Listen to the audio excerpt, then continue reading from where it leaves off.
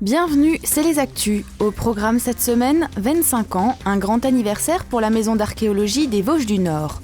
Portrait d'une artiste, peinture et sculpture sont à l'honneur à Gombrèche-Stauffen. Mais tout d'abord, un exercice impressionnant pour les pompiers, simulation d'un crash d'avion, entraînement au sauvetage et à l'évacuation.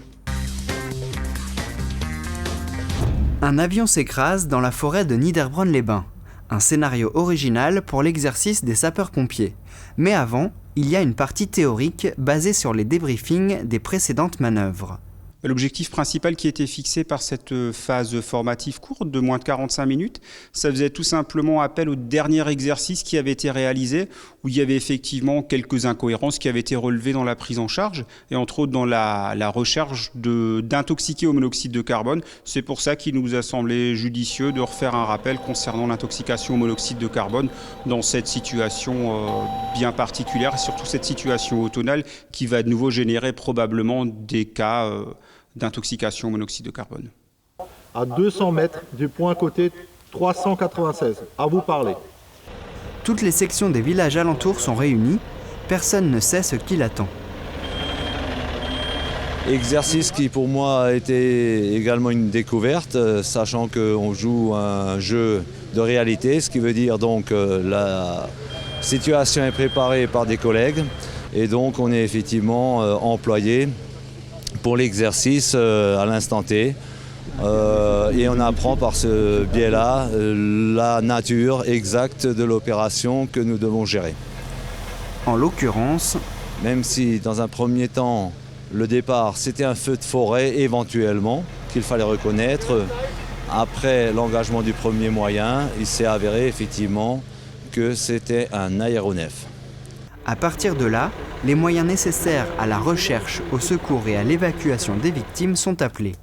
Même les boîtes noires et la future enquête font partie des préoccupations des soldats du feu.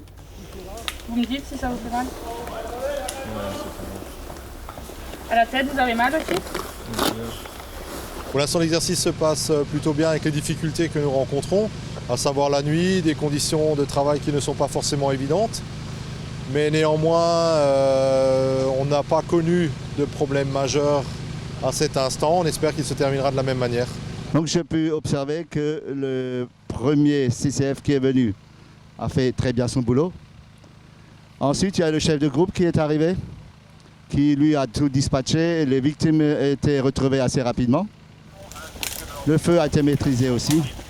Donc les victimes étaient descendues aussi, sans souci, dans leurs règles de l'art.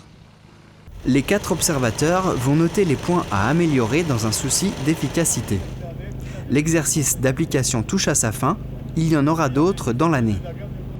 Chaque sapeur-pompier doit 12 heures de ce type d'exercice, où en fait il restitue tous les apprentissages et il met en pratique sur des cas pluridisciplinaires tous les apprentissages de la FMA classique. Donc ça peut mélanger du feu, comme ce soir, de la recherche de personnes et du secourisme, ce qui était le thème de ce soir. À la fin, les 40 pompiers se sont réunis pour un compte-rendu en présence des gendarmes. La soirée s'est terminée par une petite collation à la caserne.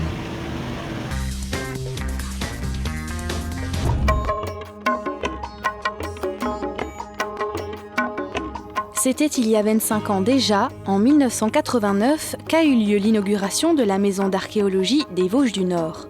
Un lieu qui retrace la vie du secteur Nord-Alsace, allant de la préhistoire au XXe siècle. En ce 26 octobre, le programme proposait une multitude d'animations. Des visites guidées en passant par l'exposition revisitée des Aqua in Vita Romanorum, le musée a accueilli près de 200 visiteurs ce jour-là.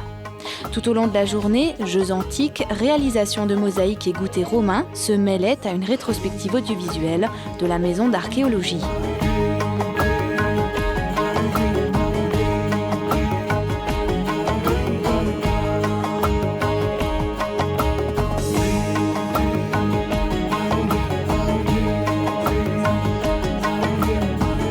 À la tombée de la nuit, c'est l'association Orc Calibur qui a clôturé les festivités avec un spectacle de cracheurs de feu et de jonglerie qui a enflammé les termes antiques de la place Marchis.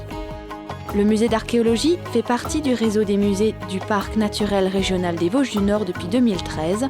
Avec une restructuration de l'établissement et de son personnel, le musée a connu une légère baisse d'affluence l'an passé due à une limitation d'activité pédagogique. Une affluence qui se veut prometteuse pour 2014 et pour l'année à venir.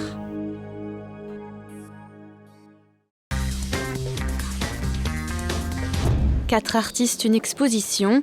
Durant 4 semaines, nous vous proposons de découvrir l'univers de 4 artistes venus exposer à Gumbrechtshofen. Aujourd'hui, rendez-vous avec Gaby Lannoy qui nous vient de Neubourg. J'ai toujours aimé la peinture, les couleurs. Et par contre, j'ai travaillé, donc j'ai eu j'étais trop prise pour faire ce que j'aimais. Mais donc j'ai recommencé à peindre il y a environ 20 ans, quand mes enfants étaient grands. Gaby est une artiste pluridisciplinaire. Elle apprécie l'aquarelle et la peinture à l'huile, le dessin au crayon. Dernièrement, elle a touché à la sculpture. Mais une de ses techniques de prédilection, c'est la tempera, un procédé déjà utilisé par les aborigènes. En fait, la tempera est une peinture utilisée depuis la Renaissance et on utilise des pigments purs et c'est ce qui me plaît parce que c'est vraiment une peinture naturelle. Le rendu est très intéressant parce que en fait, les couleurs peuvent être vives mais quand même diluées. Et ceci est dû aussi au fait qu'on travaille sur de la chaux. Donc moi, personnellement, j'utilise des plaques de médium. Je mets plusieurs couches de chaux à la taloche. Je creuse quelques rainures pour donner cet effet de vieux. Longue et délicate, la préparation des peintures à base de pigments naturels est un petit secret que Gaby se garde bien de révéler. Elle vit sa passion pour les fleurs à travers ses peintures, un leitmotiv pour cette artiste. C'est vrai que les fleurs reviennent souvent. Il y a une multitude de couleurs dans les fleurs. C'est un peu pareil pour le ciel. On regarde le ciel à chaque heure, il est différent. Et la forme de la fleur aussi qui est très parlante. Il y a un mouvement dans les fleurs. C'est ce qui me parle le plus en fait. Membre de l'association Arts Plastiques de Strasbourg, Gaby a exposé à Gumbrechtshofen fin octobre avec 3 autres peintres, céramistes et sculpteurs que vous découvrirez prochainement.